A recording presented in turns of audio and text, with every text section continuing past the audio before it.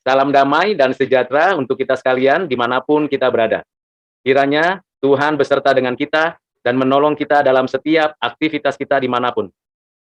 Pada video ini kita akan melanjutkan pembelajaran kita dari kitab Kejadian, pasal yang ke-42, ayat yang pertama sampai ayat yang ke-38. Kita akan bersama-sama mendengarkannya, merenungkannya, dan saya akan mengupas satu bagian demi satu bagian dari ayat-ayat yang dituliskan ini untuk kita refleksikan dan kita mendapatkan manfaatnya agar dapat kita terapkan dalam kehidupan kita saat ini. Sebelum kita melanjutkan pembahasan pembelajaran kita, mari kita bersama-sama berdoa, memohon pertolongan dari Allah kita. Bapa di surga, di dalam nama Tuhan Yesus, Tuhan, pencipta, pemelihara, dan penebus kami. Kami sungguh bersyukur atas segala kebaikan-Mu, kemurahan hati-Mu, dan belas kasihan-Mu. Kami sungguh bersyukur untuk pengampunan dosa, untuk pemberian-pemberian yang Kau nyatakan, dan juga pemeliharaan hidup kami. Firman-Mu adalah pelita bagi kaki kami dan terang bagi jalan kami. Kiranya ketika kami membaca, mempelajarinya, mendiskusikannya, dan merefleksikannya, Firman-Mu ini dapat kami terapkan pengajarannya di dalam kehidupan kami saat ini, dalam kehidupan sehari-hari kami. Ya Bapa, kasihanilah kami terbatas, lemah, dan banyak kekurangan. Kami hanya mohon belas kasihan-Mu. Pakailah setiap kami, baik hamba-Mu dan kami yang mendengarkan, menjadi saluran berkat melalui firman yang kami renungkan. Terima kasih Bapa. Dalam nama-Mu Tuhan Yesus kami berdoa bersyukur. Amin. Mari kita membuka Alkitab kita. Kita mulai dari ayat pertama, kitab Kejadian pasal 42. Setelah Yakub mendapat kabar bahwa ada gandum di Mesir, berkatalah ia kepada anak-anaknya, "Mengapa kamu berpandang-pandangan saja? Tentu kabar baik dari Mesir berkaitan dengan pengelolaan atau manajemen pembangunan, krisis, dan hati yang dikerjakan oleh Yusuf bukan saja diketahui dan sungguh-sungguh berdampak dalam kehidupan orang-orang Mesir, tetapi pengaruhnya sampai ke Kanaan.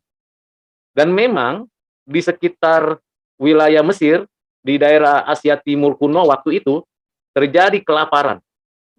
Ada kekeringan yang luar biasa. Sehingga penduduk-penduduk di sekitar Mesir, siapapun yang punya kesempatan akan datang ke Mesir untuk mendapatkan gandum atau makanan yang lain yang sudah dipersiapkan oleh Yusuf. Kabar tersebut sampai juga ke telinga dari Yakub. Tentu bagi Yakub tidak ada sesuatu yang mengagetkan, tetapi yang membuat Yakub itu terheran-heran, anak-anaknya dari Ruben, Yehuda, ataupun anaknya yang lain tidak bergegas pergi ke Mesir. Ada sesuatu yang menghalangi hati mereka. Dan Yakub tidak mengetahui sama sekali. Tetapi mereka tahu bahwa pernah melakukan kejahatan kepada orang tuanya dan kepada adiknya Yusuf. Dan mereka tahu bahwa Yusuf dijual ke Mesir. Tetapi mereka juga tidak mau mengerti tentang bagaimana kelanjutan daripada Yusuf. Mereka hanya khawatir apa yang sudah dilakukan oleh mereka diketahui oleh ayahnya Yakub. Karena Mesir pasti bisa mengetahui di mana orang-orang yang bukan orang Mesir. Kalau pergi ke sana, dapat teridentifikasi. Bisa jadi pemikiran seperti itu. Seberapa hebat dan pandainya kita menyimpan rahasia kejahatan, suatu waktu akan terbongkar juga. Mungkin bukan sekarang, nanti, atau akan datang. Setidak-tidaknya, hati nurani kita akan bersaksi bahwa kita pernah melakukan kejahatan. Dan akan menuduh terus sampai kita pada waktunya mengaku dan menyesali serta bertobat. Mari kita lanjutkan di ayat 2-nya. Lagi katanya, kata Yakub, "Setelah kudengar bahwa ada gandum di Mesir, pergilah ke sana dan belilah gandum di sana untuk kita, supaya kita tetap hidup dan jangan mati." Ya, Tentu gandum penting, kebutuhan pokok, dan perlu untuk keluarga Yakub, anak cucunya, dan keturunannya. Namun, apa menjadi alasan Yakub menyuruh anak-anaknya? Ya, sederhana, supaya hidup dan tidak mati. Itu sesuatu yang normal, yang alami ya. Di ayat 3 dikatakan, lalu pergilah 10 orang saudara Yusuf untuk membeli gandum di Mesir. 10 orang. Bisa jadi memang anak-anak Yakub sudah punya anak dan sudah punya cucu, atau sudah ada kelompok-kelompok dari tiap-tiap anak Yakub. Sehingga 10 anak Yakub itu berangkat untuk bertanggung jawab mendapatkan gandum di Mesir. Supaya keturunan mereka, keturunan dari Yakub ini melanjutkan kehidupan. Di ayat 4, tetapi Yakub tidak membiarkan Binyamin adik Yusuf pergi bersama-sama dengan saudara-saudaranya, sebab pikirnya jangan-jangan ia ditimpa kecelakaan nanti. Jadi di antara orang-orang yang datang membeli gandum itu terdapatlah juga anak-anak Israel, sebab ada kelaparan di tanah Kanaan. Jelas sekali Binyamin, anak Yakub yang seibu dengan Yusuf, yaitu yang dilahirkan oleh Rahel, tidak diperbolehkan untuk pergi ke Mesir. Keluarga Yakub pergi ke Mesir karena tanah Kanaan, tempat mereka tinggal dan berkembang biak dan bertumbuh, bertambah banyak, ternyata di tempat itu ada kelaparan juga. Ya, mereka harus pergi ke Mesir. Hanya di Mesir, sentral daripada penjualan gandum yang limpah yang sudah dikelola oleh Yusuf. Mengapa seorang Yakub ketakutan Binyamin nanti mengalami kecelakaan? Ya, dia tidak mau ada kedukaan lagi atas kematian anaknya, Yusuf, menurut perkiraannya. Yakub tidak tahu bahwa Yusuf masih hidup, justru karena Yusuf ada di Mesir, maka dapat dikelola pada masa kelimpahan dan pada masa kelaparan, sehingga orang lain bisa hidup dan melanjutkan kehidupan. Kita lanjutkan di ayat yang ke-6 sampai ayat ke-17. Sementara itu, Yusuf telah menjadi mangku bumi di negeri itu, dialah yang menjual gandum kepada seluruh rakyat negeri itu. Jadi ketika saudara-saudara Yusuf datang kepadanya, mereka menghadap dan sujud dengan mukanya sampai ke tanah. Mangku bumi itu seibarat Perdana Menteri yang memegang tampuk pimpinan pemerintahan. Tetapi sekaligus Yakub jugalah yang menjadi menteri perdagangannya, kalau bisa saya katakan demikian, dan juga menteri badan logistik. Jadi di sini Yakub menguasai beberapa bidang, termasuk di dalam posisinya yang cukup penting, dan orang-orang asing yang akan membeli gandum harus berhadapan langsung dengan Yusuf, bukan dengan karyawan atau punggawanya, tetapi langsung dengan Yusuf. Dan apa yang terjadi? Saudara-saudara Yusuf datang, sujud menyembah sampai ke tanah. Ini persis seperti yang sudah pernah dibagikan Yusuf kepada saudara-saudaranya, bahwa mereka pada waktunya akan sujud, berlutut, menghormati Yusuf. Ayat 7, ketika Yusuf melihat saudara-saudaranya, segeralah mereka dikenalnya, tetapi ia berlaku seolah-olah ia seorang asing kepada mereka. Ia menegur mereka dengan membentak, katanya, "Dari mana kamu?" Jawab mereka, "Dari tanah Kanaan untuk membeli bahan makanan." Memang Yusuf mengenal saudara-saudaranya itu, tetapi dia tidak dikenal mereka. Luar biasa, seorang Yusuf yang berhasil dengan segala posisi dan kelimpahan yang dia alami, dan segala hal yang sudah dia nikmati, bahkan dia sudah punya anak di Mesir, Yusuf masih ingat saudara-saudaranya. Ini adalah suatu pertanda memang Yusuf selalu memiliki ingatan akan keluarganya. Itu sebabnya dia menamakan anaknya Manasye dan Efraim berkaitan dengan keluarganya dan kesengsaraannya. Ada banyak orang sukses dan berhasil di dalam kehidupannya, tapi lupa akan saudara-saudaranya. Lupa akan masa lalunya yang susah. Kita perlu belajar dari Yusuf yang mengingat saudara-saudaranya, mengenal, sekalipun sudah belasan tahun berpisah, tetapi raut wajah saudara-saudaranya, identitas keluarga Yakub tidak pernah dilupakannya. Ini hal yang penting untuk kita pelajari. Ada kalanya kita sudah sukses berhasil di perantauan, kita lupa identitas kita. kita dari mana sesungguhnya? Kita mengalami pergumulan kesulitan seperti apa? Kita perlu mengingat identitas kita dan sekaligus mendorong kita untuk terus-menerus bersyukur atas pimpinan Tuhan dan menyadari bahwa Tuhan memelihara hidup di tengah-tengah perjalanan sebagai seorang musafir di tengah-tengah dunia ini. Yusuf mengetahui itu. Dan Yusuf mengajarkan kita, ingatlah bahwa Tuhan yang memelihara hidupmu. Dan Yusuf mengenal saudara-saudaranya. Di ayat yang ke-9, dikatakan, lalu teringatlah Yusuf akan mimpi-mimpinya tentang mereka, berkatalah ia kepada mereka, kamu ini pengintai, kamu datang untuk melihat-lihat di mana negeri ini tidak dijaga. Tetapi jawab mereka, tidak tuanku, hanyalah untuk membeli bahan makanan hamba-hambamu ini datang. Kami ini sekalian anak-anak dari satu ayah, kami ini orang jujur, hamba-hambamu ini bukan Allah pengintai. Tetapi ia berkata kepada mereka, tidak, kamu datang untuk melihat-lihat di mana negeri ini tidak dijaga. Lalu jawab mereka, hamba-hambamu ini 12 orang, kami bersaudara, anak dari satu ayah di tanah Kanaan. Tetapi yang bungsu sekarang ada pada ayah kami dan seorang sudah tidak ada lagi. Tanya jawab Yusuf dengan saudara-saudaranya, bukan untuk mencari tahu yang biasa, tapi ingin memahami dan mendalami sampai sejauh mana kesadaran yang penuh dari saudara-saudaranya. Terbongkarlah rahasia hati mereka. Bagaimana saudara-saudaranya mengaku bahwa mereka dari satu ayah 12 saudara. Dan satu adik mereka masih di Kanaan. Mereka juga mengaku bahwa ada dari satu ayah. Tetapi mereka belum mengetahui siapa Yusuf. Karena mereka tidak berani bertatapan muka dengan Yusuf sebagai mangku bumi, perdana menteri, orang yang terhormat dan disegani pada zaman itu. Tentu juga para pengawal dan prajurit dari Mesir akan melihat, memperhatikan. Kalau ada gerak-gerik yang mencurigai dari orang-orang asing, dia akan segera dipenjara atau dikembalikan, disuruh keluar dari negeri itu.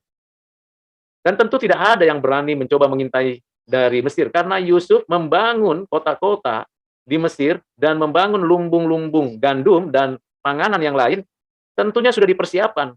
Keamanannya, kenyamanannya, bahkan daya tahan gandum itu supaya bisa bertahan paling tidak 14 tahun dari sejak dipanen dan terus berkembang dan terus dapat menjadi lahan yang baik untuk kehidupan rakyat Mesir. Yusuf memanajemen kehidupan di Mesir dan memanajemen krisis dengan begitu terampil dengan manajemen hatinya. Ini hal penting. Dan Yusuf menginvestigasi saudara-saudaranya untuk mengetahui dan mempertanyakan hal-hal yang biasanya dipertanyakan kepada orang asing.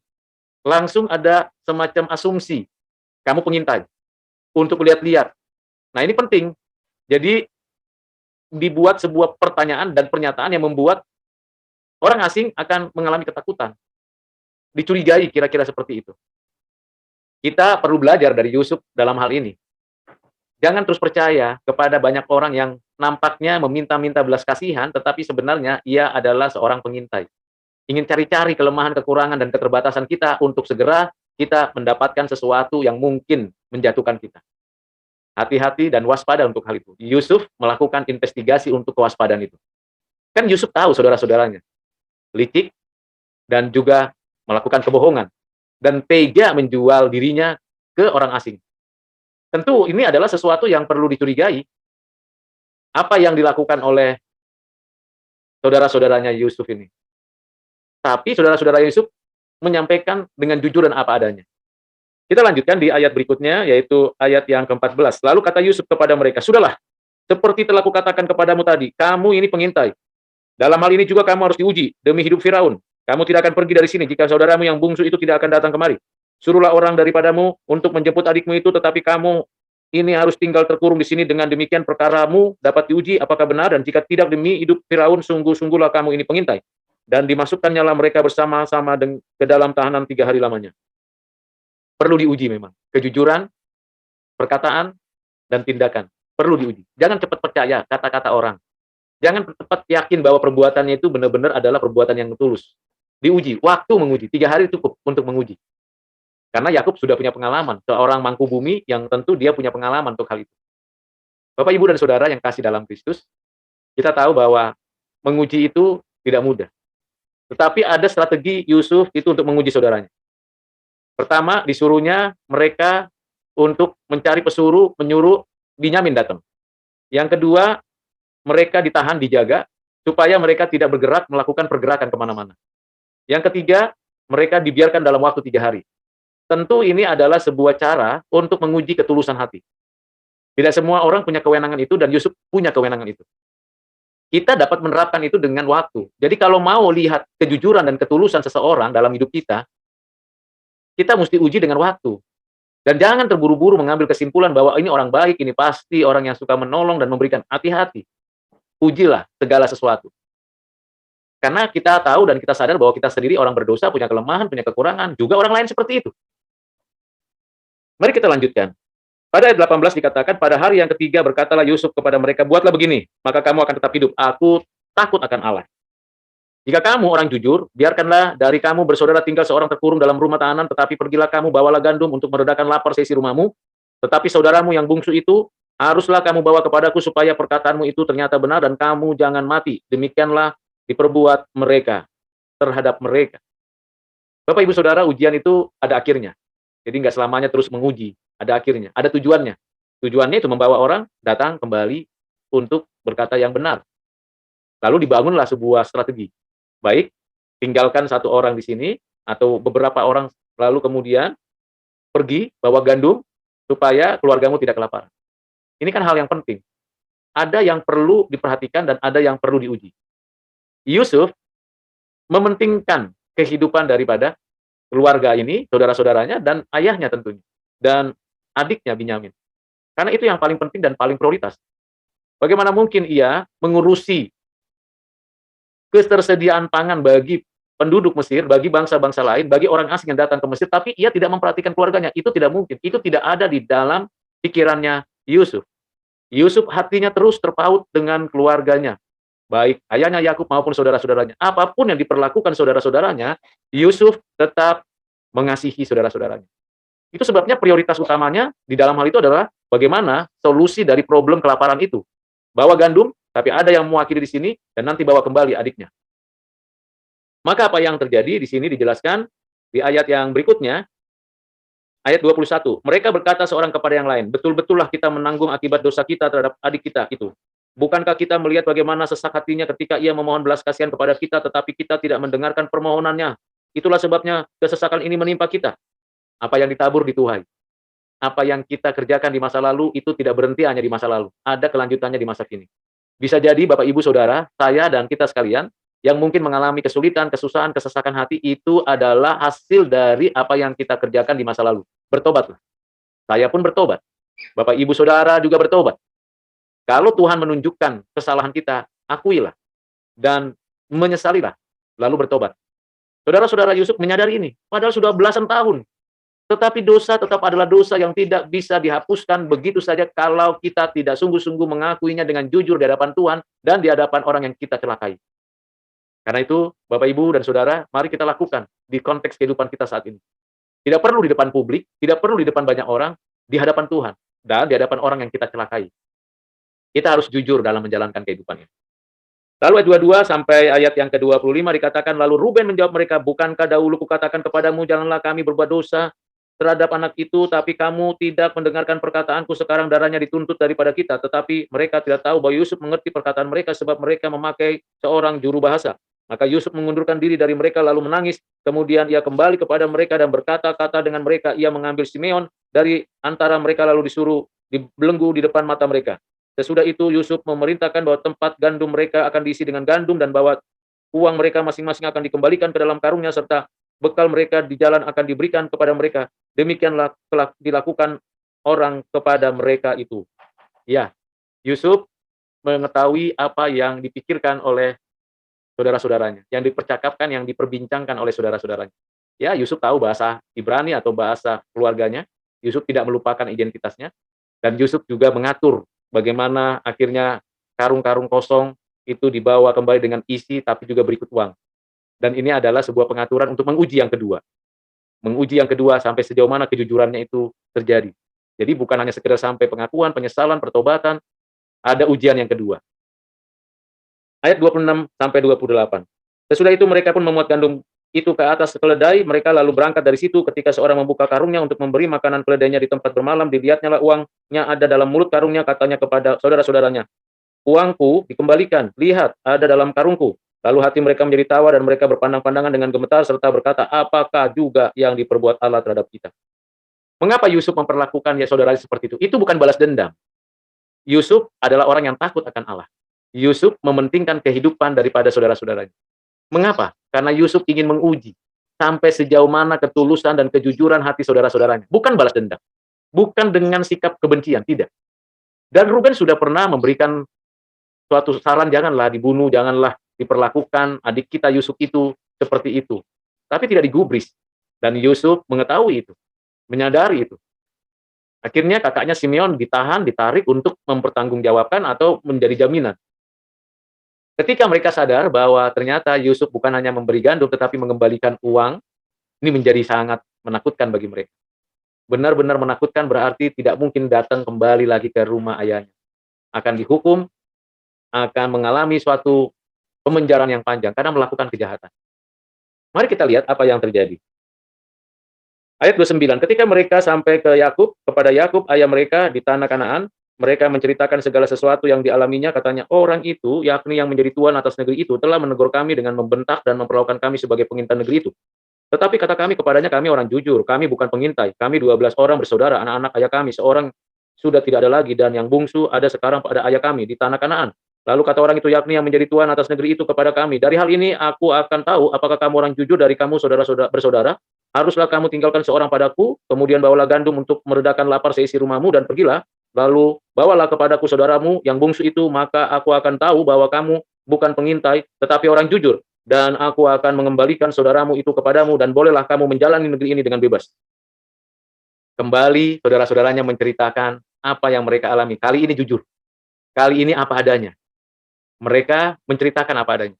Bagaimana mereka berhadapan dengan Yusuf, yang mereka tidak tahu itu adalah Yusuf, dan bagaimana tindakan mereka itu akhirnya diketahui dan diinvestigasi, dan dapatlah diketahui bahwa ada keluarga Yakub yang masih hidup. Dan perlu dibuktikan. Kira-kira apa perasaan Yakub mendengar cerita itu? Senang? Bahagia? Apakah ini suatu pertanda baik? Tentu tidak seperti itu. Di ayat 35 dikatakan, ketika mereka mengosongkan karungnya, tampaklah ada pundi-pundi uang masing-masing dalam karungnya, dan ketika mereka beserta ayah mereka melihat pundi-pundi uang itu, ketakutanlah mereka. Dan Yakub, ayah mereka, berkata kepadanya, kamu membuat aku kehilangan anak-anakku. Yusuf tidak ada lagi dan Simeon tidak ada lagi. Sekarang Binyamin pun kamu bawa. Hendak kamu bawa juga. Aku inilah yang menanggung segala-galanya itu. Luar biasa. Ketakutan itu menghantui, kecemasan itu memberikan ketidaktenangan pada diri Yakub. Yakub menyadari keterhilangan Yusuf, dan sekarang keterhilangan Simeon, dan sebentar lagi keterhilangan daripada Binyamin. Betapa sesak hidup daripada Yakub di hari tuanya. Bagaimana Bapak Ibu Saudara mempersiapkan anak-anak supaya membahagiakan orang tua di hari tuanya? Ini Yakub tidak mempersalahkan anaknya, Yakub tidak mempersalahkan situasi dan kondisinya atau orang-orang di sekitarnya. Dia mengatakan, kamu membuat aku kehilangan anak-anakku. Kamu juga sekarang aku menanggung segala-galanya. Sekarang aku menanggung segala-galanya. Betapa sedih hati orang tua kalau melihat saudara-saudaranya, anak-anaknya, itu dalam kondisi seperti itu. Ya, gandum dapat, uang kembali, artinya hidup bisa dilanjutkan, tapi hati kosong itu siapa yang mengisi? Hati yang cemas, yang betul-betul pahit dalam hidupnya, siapa yang dapat menyembuhkan? Kecuali Tuhan menyembuhkan. Dan bagaimana caranya? Tuhan memulihkan hati Yakub dan membuat saudara-saudaranya bertobat. Cara Tuhan ajaib, dan jalan-jalan Tuhan itu sungguh ajaib. Lalu berkatalah Ruben kepada ayahnya, kedua anakku laki-laki boleh engkau bunuh jika ia tidak kubawa kepadamu. Serahkanlah dia ke dalam tanganku, maka dia akan kubawa kembali kepadamu. Tetapi jawabnya, anakku itu tidak akan pergi ke sana bersama-sama dengan kamu, sebab kakaknya telah mati dan hanya dialah yang tinggal. Jika dia ditimpa kecelakaan di jalan yang kamu akan tempuh, maka tentulah kamu akan menyebabkan aku, ubanan ini, turun ke dunia orang mati karena duka cita. Bapak, Ibu, dan Saudara yang kasih dalam Kristus, sekalipun Ruben berusaha melunakkan hati ayahnya, mencoba sampai kepada titik hal yang seharusnya tidak pantas, yaitu anaknya sendiri dipersembahkan supaya ayahnya dapat tenang, tetapi tidak bisa. Ini bukan bicara pertaruhan nyawa, ini bicara tentang kehilangan nyawa. Bapak, Ibu, dan saudara yang kasih dalam Kristus, kalau kita punya masalah, persoalan seperti Yakub dan saudara-saudaranya, janganlah kita mencari menyelesaikan masalah dengan membuat masalah baru. Ruben membuat masalah baru. Anak-anaknya mau menjadi jaminan, dan kalau tidak kembali Binyamin, biarlah dibunuh. Kan itu masalah baru. Bagaimana mungkin Yakub tega untuk membunuh cucunya sendiri? Itu tidak mungkin. Hanya mungkin kalau semua anak-anaknya, semua cucunya itu hidup, bahagia. Maka Yakub mengatakan,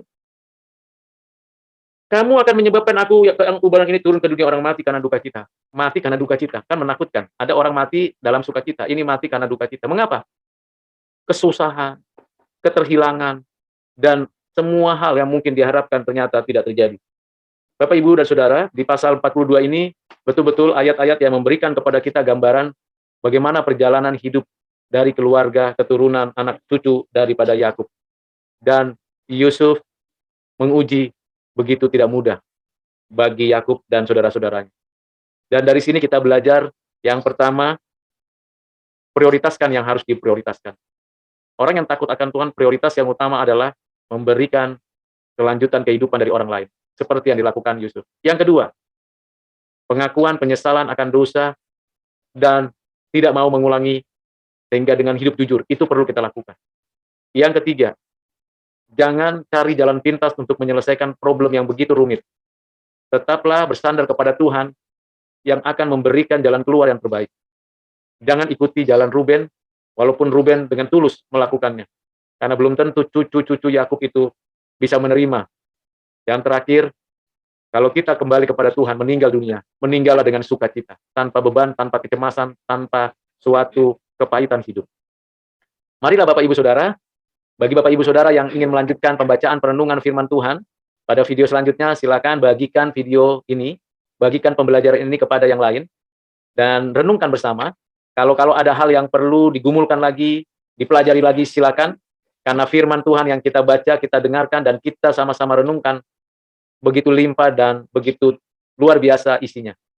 Kiranya Tuhan menolong kita sekalian, menjadi orang-orang yang tetap setia di dalam takut akan Tuhan.